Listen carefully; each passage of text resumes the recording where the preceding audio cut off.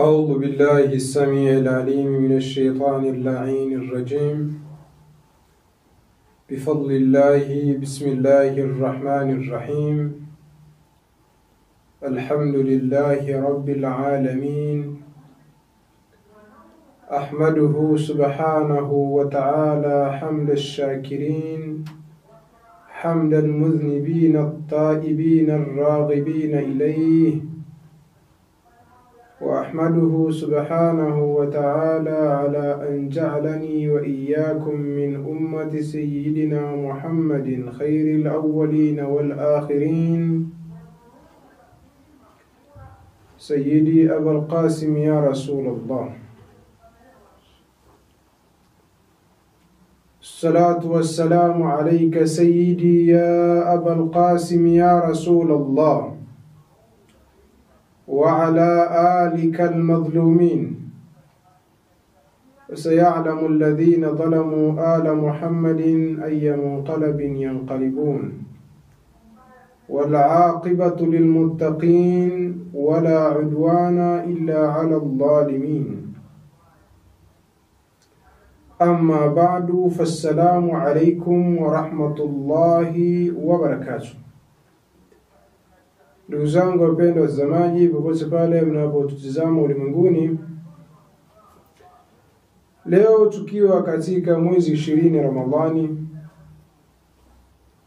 yakiwa ni katika masiku matukufu ya mwezi wa Ramadhani, ambayo kwamba ndani yake kulitukia masaib makubwa sana katika umma huu.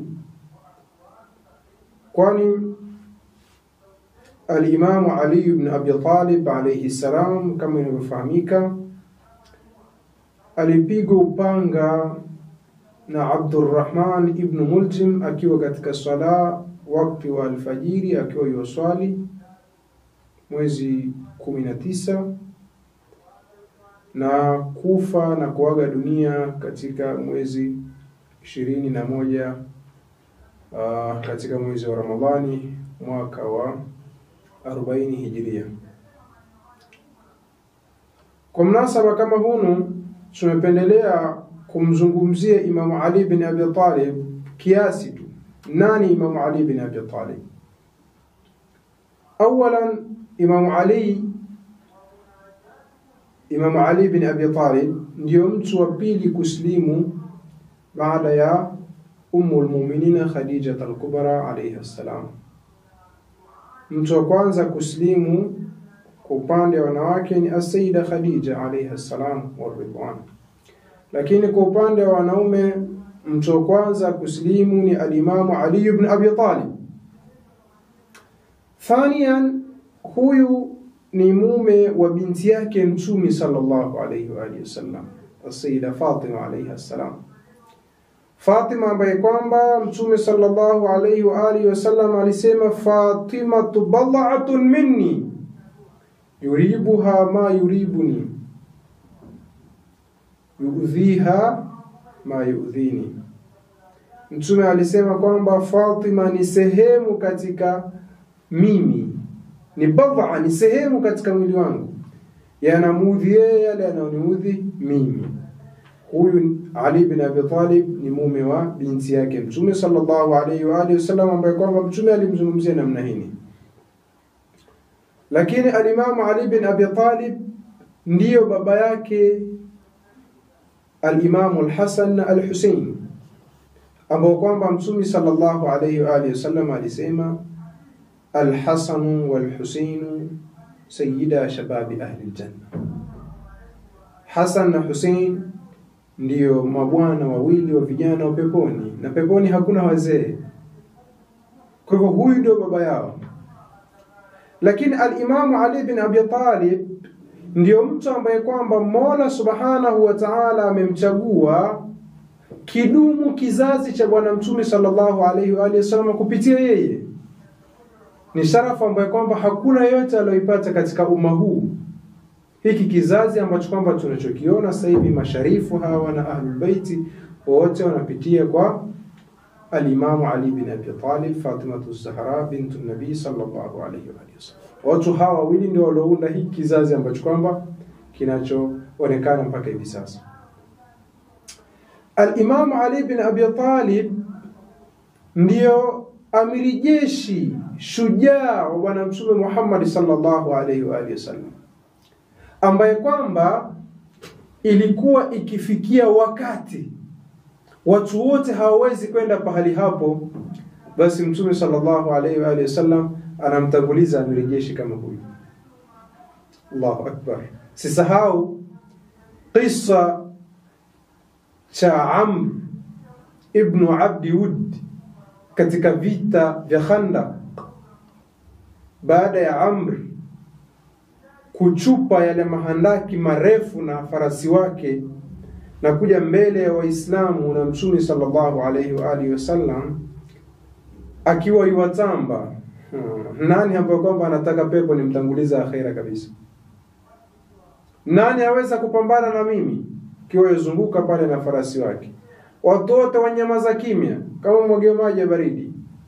Hakuna Umar, hakuna Abubakar, hakuna nani. Watu wote wanyamaza.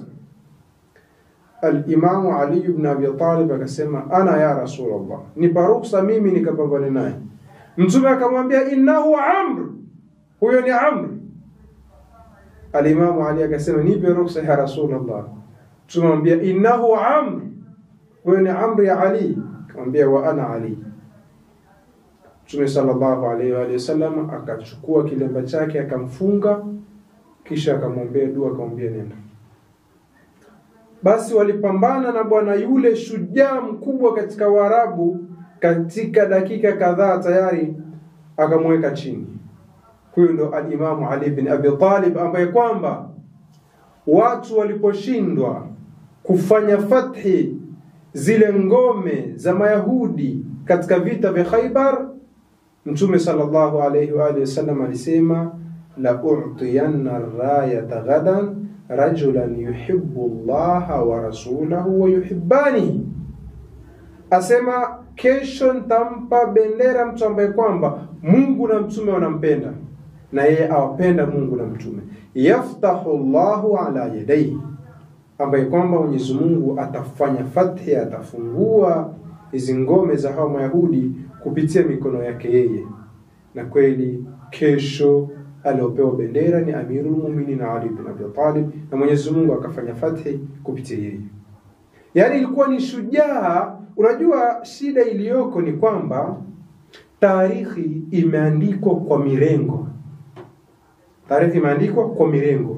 Na ndio shida ambayo kwamba utaipata wewe ukiwa unasoma vitabu vya tarikhi yetu sisi Waislamu. Kuna tofauti mkubwa sana ukisoma vitabu vya kihistoria vilivyoandikwa na Magharibi na vilivyoandikwa na sisi Waislamu. Magharibi akiandika historia, mara nyingine utakuta yule mtu anayemwandikia historia ni hasimu wake kabisa. Lakini utakuta anaandika historia bikulli insaf. Mara nyingi sana anaandika kila kitu, maalahu wa ma alayhi. Lakini sisi tukiandika historia tunaandika na khalfiyat madhhabia na mirengo ya kimadhehebu. Uje ukute kuna watu utasikia si fulani ni shujaa, si ni fulani ni Asadullah, si fulani ni hivi, lakini husikii watu kuketi kuzungumza ushujaa wa Amirul Mu'minin Ali bin Abi Talib. Utasikia kuna watu wazungumza katika mashujaa wakubwa wa umma huu hakuna kama Umar. Ma ihtiramina li Amiril Mu'minin Umar ibn Khattab radhiyallahu anhu, pamoja na kuwa tunamheshimu sana Sayyidina Umar, lakini ushujaa wake huwezi kufanisha na Imam Ali. Soma katika Sahih al-Bukhari, Umar aliposilimu alijifungia ndani mpaka akapewa hifadhi na mmoja katika makuraishi wa Makka. Kaambia, toka, mimi nitakuko katika nini? Katika hifadhi yangu. Mimi nimekudhamini, mpaka akapewa dhamana na mmoja katika makuraishi. Hatutaki kuingia huko. Tupo katika kumzungumzia Amirul Mu'minin Ali ibn Abi Talib. Ni shujaa ambaye kwamba alikuwa akienda pahali lazima papatikane fathi. Amirul Mu'minin Ali ibn Abi Talib ndiyo Haruni wa zama hizi. Yani kama ilivyokuwa wakati wa Sayyiduna Musa, ambaye kwamba alikuwa ni nabii katika manabii wakubwa ulul azmi, baada yake alikuwa afuatiwa na nani? Afuatiwa na Harun. waj'al li waziran min ahli Haruna akhi ushdid bihi azri wa ashrikuhu fi amri. Soma aya ambazo kwamba zilizomzungumzia Nabii Allah Harun na Musa zimewazungumzia vipi. Kisha njoo uchukue riwaya ambayo kwamba Mtume sallallahu alayhi wa alihi wasallam alisema kumwambia Imam Ali, anta minni bimanzilati Haruna min Musa. Katika moja ya vita Mtume sallallahu alayhi wa alihi wasallam alimwacha Imam Ali alinde Madina na waliomo ndani yake, wanawake, watoto wadogo na wengine. Imam Ali akapata unyonge kwa sababu ni mtu alikuwa na pupa ya kuua makafiri kutetea dini ya Mwenyezi Mungu. Soma historia katika vita vya Badri, pasente Imam Ali katika kuua makafiri ilikuwa ni kiasi gani? Taban Imam Ali akasikitika, kwa nini mimi nimeacha na watoto wadogo ya Rasulullah na wanawake na nini? Akamwambia, ama tarda an takuna minni bimanzilati Haruna min Musa? Ali, usisikitike, huridhiki wewe kuwa cheo chako kwangu mimi ni kama Haruna kwa Nabii Musa? Akamwambia, Rasulullah, nimeridhika. Sasa riwaya kama hii ni wallahi watu wengi hawajaifahamu. Kwa mfano, ukirudi katika historia, Nabii Allah Harun alayhi salam ndo alikufa kabla Nabii Allah Musa alayhi salam, si ndio?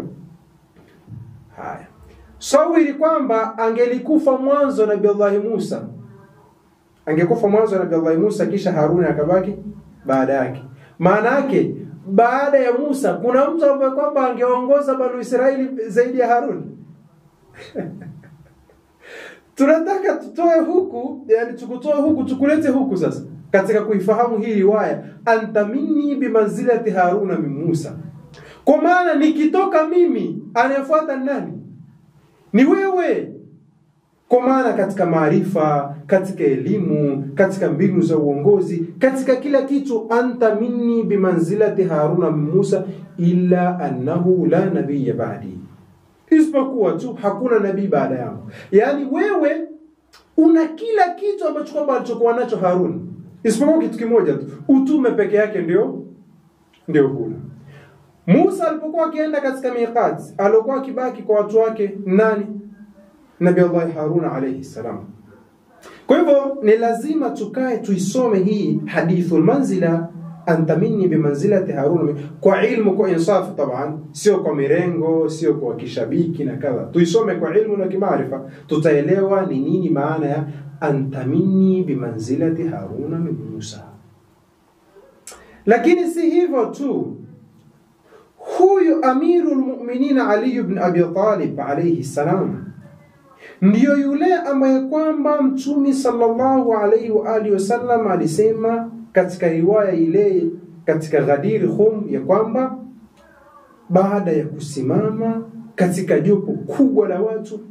Unajua hadithul Ghadiri ni katika hadithi ambazo kwamba ni kubwa sana, na ukitaka kuzielewa ukubwa wake na umuhimu wa hadithi, angalia kwanza ile sehemu ambayo kwamba Mtume sallallahu alaihi wasallam alisimama kukiwa na jua kali, watu wamechoka, akasimama kisha akawasubiri walioko nyuma na wale ambao kwamba walikuwa washatangulia, akasema waitwa warudi, misafara yote ije hapa. Na baada hapo akasimama akamshika mkono akasema, ala man kuntu maulahu fahadha aliyun maulahu. Jamaa, fahamuni ya kwamba yule ambaye kwamba mimi ni kiongozi wake, basi afahamu kwamba Ali bin Abi Talib pia ni kiongozi wake. Kisha akasema, Allahumma wali man walahu wa adi man adahu wansur man nasarahu wakhdhul man khadalahu. Kasema, ya Rabbi, msimamie yule ambaye kwamba atakayemfanya Ali ndio kiongozi wake, mnusuru yule ambaye kwamba atakayemfanya Ali kuwa ndio kiongozi wake, muachilie mbali yule ambaye kwamba atamsaliti Ali bin Abi Talib. Sasa anakuja mwendawazimu kwambia hadithi haina fadhila yote kwa Sayyidina Ali, haimtofautishi chochote na Sayyidina Ali. Maana katika mbinu walizozitumia maadui ya Imam Ali ni kufanya kwamba kila hadithi ambayo kwamba imepokelewa katika fadhila Sayyidina Ali wanatunga hadithi mfano wake ili isionekane Ali bin Abi Talib ana fadhila juu ya wengine. Kwambia Mtume alitaka kuonyesha tu, kwambia watu kwamba mimi nampenda Ali bin Abi Talib. Tukwambia una akili sawa sawa kweli? Ali bin Abi Talib ametoka wote hija. Ali bin Abi Talib wako wote Madina, wako wote kila siku anaishi naye toka mdogo.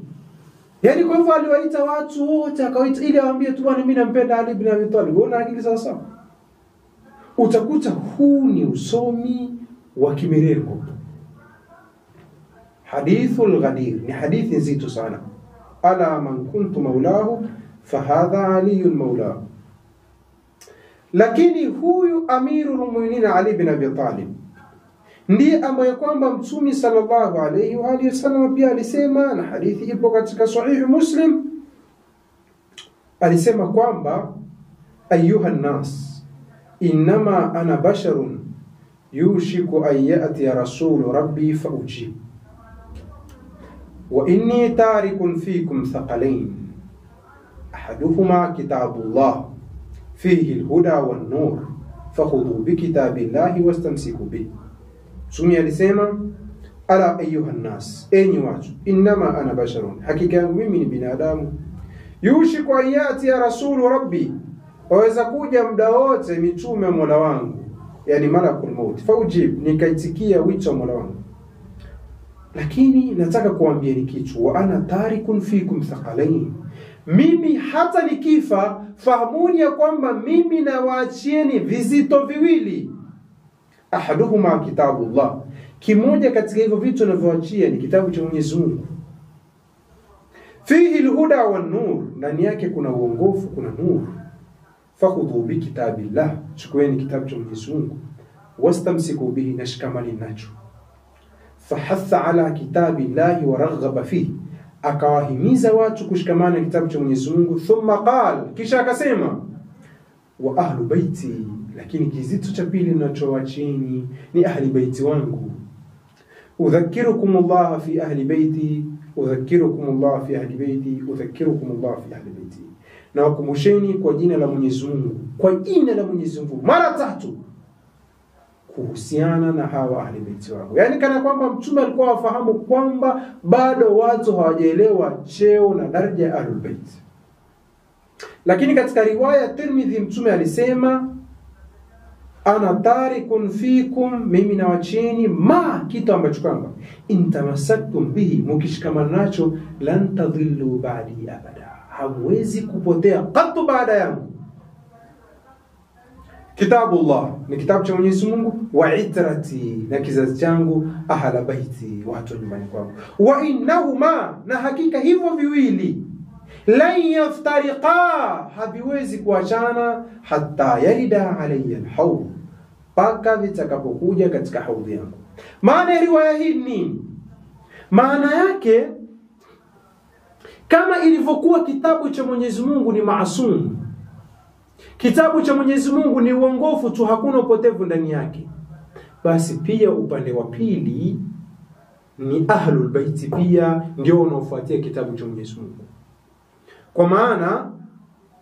Kwa maana ni lazima kama mnavyoshikamana na Qur'an, kama mlivyoamrishwa kushikamana na Qur'an, mshikamana nini? Mshikamane na ahlul bait. Ni watu ambao kwamba kitabu cha Mwenyezi Mungu wako nacho hivi. Yani hawa ni partner wa kitabu cha Mwenyezi Mungu. Kwa maana ukiona pahali watu fulani wamesema hivi, lakini ahlul bait wamesema hivyo, yale maneno ya watu fulani tupa kwa debe la taka, shika maneno ya ahlul bait. Ni watu ambao kwamba hawaachani na Qur'ani. Sasa kama ni watu ambao kwamba hawaachani na Qur'ani, kwa nini tuwaache hawa tuwashike wengine? Kwa nini aje mtu akwambie kwamba madhhabu ya ahlul bait bwana, haya madhhabu yashakufa, hayapo tena? Kwa hivyo Mtume alituhusia tushikamana na kitu ambacho kwamba hakipo. Alituhusia tushikamana na kitu ambacho kwamba kitapotea baadaye. Haya ni maneno hatari sana. Kwa hivyo ahlul bait ndio watu ambao kwamba tuloambiwa kwamba wao ndio wanaifuatia Qur'ani. Qur'ani baada ya Qur'ani si fulani wala allan, baada ya Qur'ani nini? Ni ahlul bait. Inma yuridu Allahu liyudhhiba ankum ar-rijsa ahlal bait wa yutahhirakum tathira. Kumtaharisha. Al-Imam Shafi'i rahimahullahu ta'ala, imamu al-madhhab, yasema kwamba ya ahla baiti rasulillah yuhibbukum fardhun min Allah fi alqur'ani anzalahu yakfikum min 'azimi alqadri annakum man lam yusalli alaykum la salata lahu. Imam Shafi'i asema, Imam al-Madhhab, ya ahla baiti rasulillah, enyi watu nyumba ya mtume, ya ahla baiti rasulillah yuhibbukum, kuwapenda nyinyi ahlul baiti, fardhun min Allah, ni faradhi kutoka Mwenyezi Mungu, fil Qur'ani anzalahu, faradhi hiyo ameiteremsha katika Qur'ani pale Mungu aliposema qul la as'alukum alayhi ajran illa al-mawaddata fil qurba. Allahu akbar. Yani ewe mtume Muhammad, waambie hawa jamaa zako, waambie umma wako ya kwamba hii dawa niliowafikishieni, yote mema yote nilofanyia, sitaki ujira wote, nataka muwapende ahlul bait tu. Sasa ukitaka kufahamu maneno haya, angalia wema wa mtume aliotufanyia, angalia kazi aliyoifanya mtume, angalia kujitolea mhanga aliyojitolea mtume, kisha uambie malipo yake hakutakiana kufanya lolote, kwa sababu huwezi kumlipa. Malipo yake nini? Ni kuwapenda ahlul bait peke yake. Sasa hapo ndio utaelewa uzito maneno haya. Kwa hivyo Imam Shafi'i asema ni faradhi Mwenyezi Mungu ameteremsha katika Qur'ani. Kisha akasema yakfikum min 'azimi al-qadri annakum man lam yusalli alaykum la salata lahu. Asema iwatoshe tu katika ukubwa wa cheo chenu ni kwamba asiyewaswalia nyinyi hana swala. Usiposema katika swala Allahumma salli ala Muhammadin wa ali Muhammad, huna swala wewe, lazima uwataje hawa. Sasa wewe ni sehemu gani katika swala unatajwa?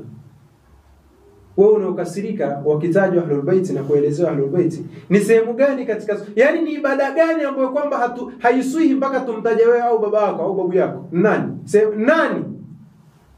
Allahu akbar.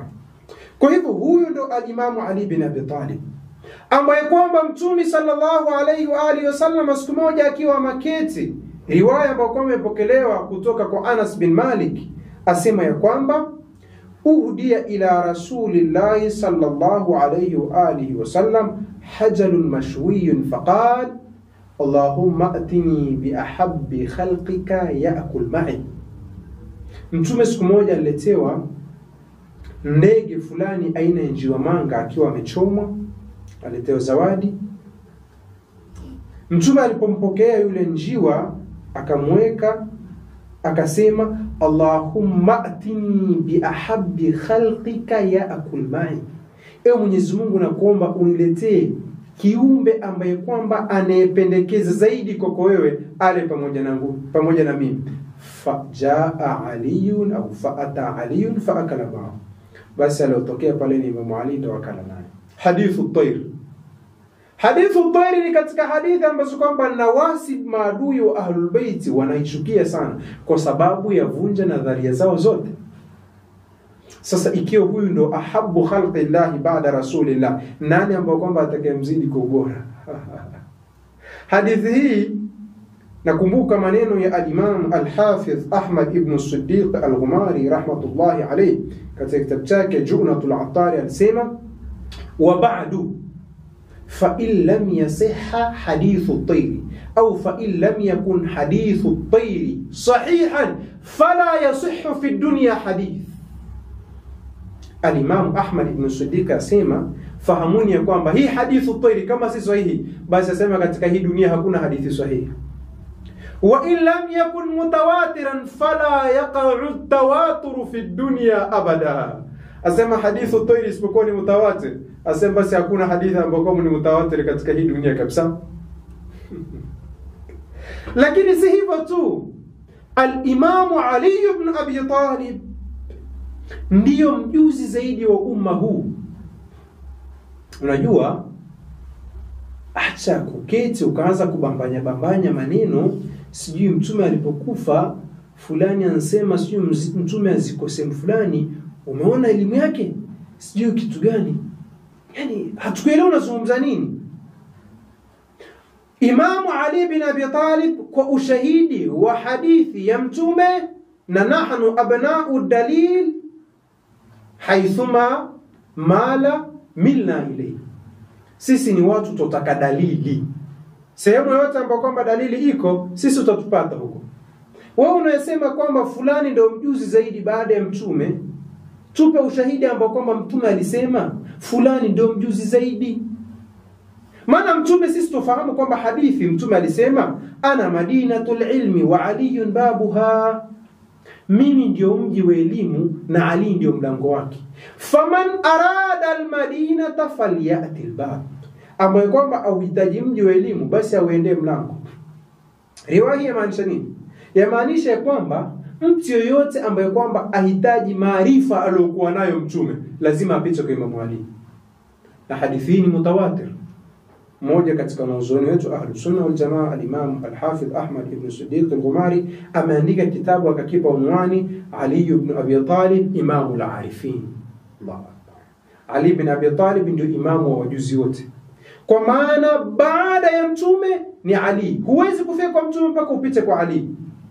Sasa ikiwa huyu ndio mjuzi zaidi, ikiwa huyu Ali ibn Abi Talib ndio yule ambaye kwamba Sayyiduna Umar radhiyallahu anhu alikuwa akisema laula Ali la halaka Umar, lau si Ali angeangamia Umar.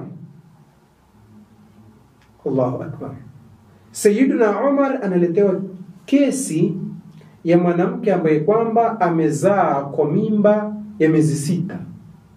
Mume wake akamtuhumu akasema hapana, haiwezekani, huyu itakuwa alikuja na mimba, huyu takuwa nzini tu kabla ya. Kwa hivyo inabidi afanywe hadi. Sayyidina Umar kwenda akasema basi wacha tumfanye hadi. Kabla hajafanywa hadi, Imam Ali bin Abi Talib anapata taarifa hiyo, anapewa hiyo taarifa.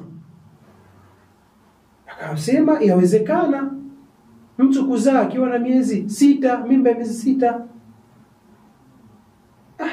Akaulizwa umepata wapi? Asema hipo katika Qur'an. Kambe haya tuambie. Imam Ali akamwambia kwamba Mwenyezi Mungu anasema katika Al-Qur'an Al-Karim, walwalidatu yurdi'na auladahunna hawlaini kamilaini liman arada an yutimma ar-radha'a. Wazazi wa kike wanawake wanaonyonyesha watoto wao miaka mingapi? Hawlaini kamilaini. Kwa mwenye kutaka kutimiza kunyonyesha ni miaka hii 2 kamili. Kwa hivyo kwa mujibu wa aya hii, mwongozo wa Qur'an ni kwamba mtoto anyonyeshe miaka mingapi? Miaka 2, haulaini kamilini. Tunakuja katika aya nyingine, Mola Subhanahu wa Ta'ala asema wa hamluhu wa fisaluhu 30 shahra. Huyu binadamu huyu, baada ya kueleza aya za kuwafanyia wema wazazi wawili, kwamba inabidi wafanyie wema wazazi wawili, mzazi wako, si ndio? Kwa sababu kubebwa kwako, hamluhu kubebwa, wa fisaluhu yani kubebwa mpaka kuzaliwa, mpaka ukaachana na mama yako, 30 shahra. Ni miezi mingapi? Ni miezi 30. Sasa miezi 30 toa miaka 2. Miaka 2 ni miezi mingapi? Ni miezi 24.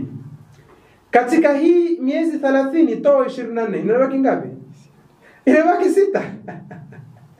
Kwa hivyo Mali akamwambia Omar, hapana, iwezekana miezi 6 mtu kuzaa, na hii ni katika Qur'ani. Angalia sasa uchambuzi huo ambao kwamba ni wa hali ya juu sana, mtu wa kawaida tuwezi kufahamu hii. Kwa hivyo kwamba hii 30 huku tumwambia ni miaka 2, kwa hiyo 30 toa 24 na baki ngapi? Na baki 6. Kwa hiyo ndo muda wa mimba. Ndio ukija katika al-fiqh al-islami tuambie uchache wa mimba mtu ambaye kwamba aweza kuzaa mtoto ni miezi mingapi? Ni miezi 6. Imam Ali ameitoa katika Al-Qur'an. Kwa hivyo na hili ni moja tu. Kwa hivyo kwa mujibu wa kisa kama hii, Sayyidina Umar ana haki ya kusema kwamba lau si Ali angeangamia Umar, au ana haki. Bila shaka wala raibi ana haki. Sasa ikiwa huyu ndio ambaye kwamba ni mjuzi zaidi wa umma huu, huwezi kumfananisha na yule ambaye kwamba aliulizwa tafsiri ya wafakihatan wa abba akashindwa kuifahamu. Sayyidina Ali lazima aifahamu tafsiri yote, kwa sababu imamu wa Ahlul Bait baada ya mtume nani? Na Ali ibn Abi Talib ndio alikuwa kiongozi wa Ahlul Bait. Hasa ikiwa hao tunaambiwa ndio wako hivi na Qur'an, itakuwa hawaelewi Qur'an tafsiri yake. Kwa hivyo huyu ambaye kwamba mambo yote yafahamu leo katika Qur'an, huwezi kumfanisha na yule ambaye kwamba anaulizwa tafsiri ya wafakihatan wa abba, akasema sijui ni mbingu gani itakayonifunika mimi na sijui ni ardhi gani itakayonibeba mimi, ikiwa nitasema katika kitabu cha Mwenyezi Mungu swala ambalo kwamba sina elimu nalo. Hatutaki kumshusha cheo yoyote. Qur'ani yazungumza vipi? Qur'ani yasema qul hal yastawi alladhina ya'lamuna walladhina la ya'lamun inma yatadhakkaru ulul albab. Hivi je, waweza kulingana sawa wale ambao kwamba wajua, yani wanawazuoni, na wale ambao kwamba si wanawazuoni? Asema hilo halifahamu isipokuwa ni mtu mwenye akili.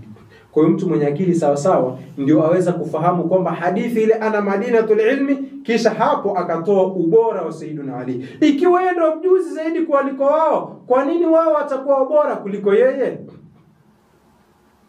Tunafahamiana vizuri.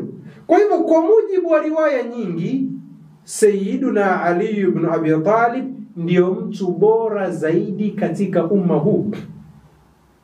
Ndio mtu, yani hakuna mtu bora katika umma huu zaidi ya Sayyiduna Ali ibn Abi Talib alayhi assalam. Kwa hivyo kiongozi kama huyu, bwana kama huyu, Allahu Akbar.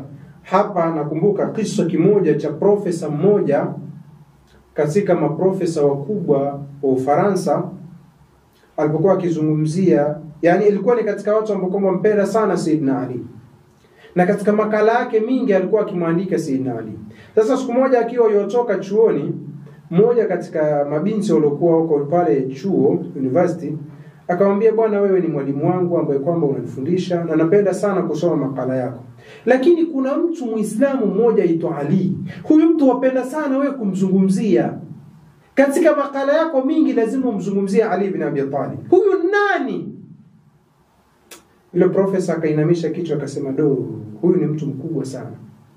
Akaeleza fadhila zake. Huyu ni mtu wa kwanza kuslimu baada ya Khadija, huyu ndio aliyemuoa binti yake Mtume, huyu ndio alikuwa shujaa, huyu alikuwa hivi. Akamweleza, kisha akasema, lakini asema huyu binadamu yaonyesha hata ile namna ya maumbile yake haikuwa ya kawaida. Akamwambia vipi? Akamwambia kwa mfano, binti yangu sasa hivi unatoka sasa hivi unavuka barabara, gari ikaja ikakugonga. Allah Subhanahu wa Ta'ala atuhifadhisha. Akamwambia gari ikaja ikakugonga pap. Akamwambia unafikiri utakuwa katika hali gani? Akamwambia ima naweza kufa au yani nikiwa katika hali nzuri sana nitazimia, sababu kugongwa na gari si kitu cha kawaida. Akamwambia mashaallah. Akamwambia kwa mfano sasa hivi ukaje ukaanguka kutoka katika ghorofa ya 4, kaanguka ghorofa ya 4 au ya 5 mpaka chini, utakuwa katika hali gani? Akamwambia ima naweza kufa au nikiwa katika hali nzuri naweza kuzimia. Akamwambia sasa huyu Ali ibn Abi Talib alikuja akapigwa na upanga ambao kwamba ulotiwa sumu katika kichwa chake, na ule upanga ukaingia mpaka kwenye ubongo. Hasa akamwambia hivi, kwa mfano sasa hivi mtu akaja akapigwa na upanga wenye sumu katika utosi wake mpaka hapa, na ukaingia mpaka kwenye ubongo ndani ya fuvu la kichwa ukapasua. Akamuuliza, hivi unafikiri mtu kama huyo atakuwa katika hali gani? Mtu kama huyo bila shaka atakufa hapo hapo, au kama hatakufa atazimia na hatojielewa na hatojitambua tena, yani itakuwa hajitambui, maana itakuwa tayari ubongo ushaingia maji huo.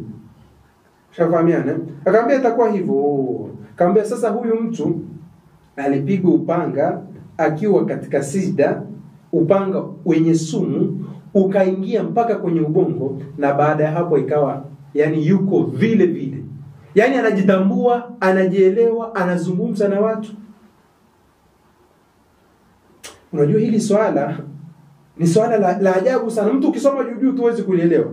Imam Ali apiga upanga ndani ya swala, upanga unaingia katika ubongo, kisha baada ya hapo anajitambua. Angalia wasia ambao kwamba alimwandikia Sayyidina Hassan, yani wasia ambao kwamba ni katika maneno bora zaidi ambao kwamba yalopata kufahamika katika Torati ya Kiislamu. Baada ya hapo amuhusia Sayyidina Hassan kwamba huyu Abdurrahman bin Muljim alipiga panga, mfanyie ihsani, mfanyie wema, mfanyie hivi, kula, mpe unachokula, kunywa unachokunywa. Nani ambaye kwamba sasa hivi mtu atamfanyia kitendo kama hicho alafu atoe wasia kama huu? Ali ibn Abi Talib, imamul arifin. Kwa hivyo haya ni masiku yake ambayo kwamba ni masiku ya huzuni sana kwetu sisi na kwa wapenzi wa Ahlul Bait wote, kwa kwamba nimependa kushare pamoja nanyi kwa kilma tu hiki kifupi, ili ramzi, ni ishara tu, siyamzungumza Imam Ali bado, yani ni ishara tu ili muelewe kwamba mkiona watu wahuzunika, watu wamzungumza Ali ibn Abi Talib, nani Ali ibn Abi Talib? Huyo ndo Ali ibn Abi Talib, na ni kwa mujibu wa vitabu vyetu vya Ahlus Sunna, kwa mujibu wa maelezo ambayo kwamba waliotufunza maulama wetu wa Ahlus Sunna wal Jamaa. Wallahu yaqulu al-haqqa wa yahdi as-sabil.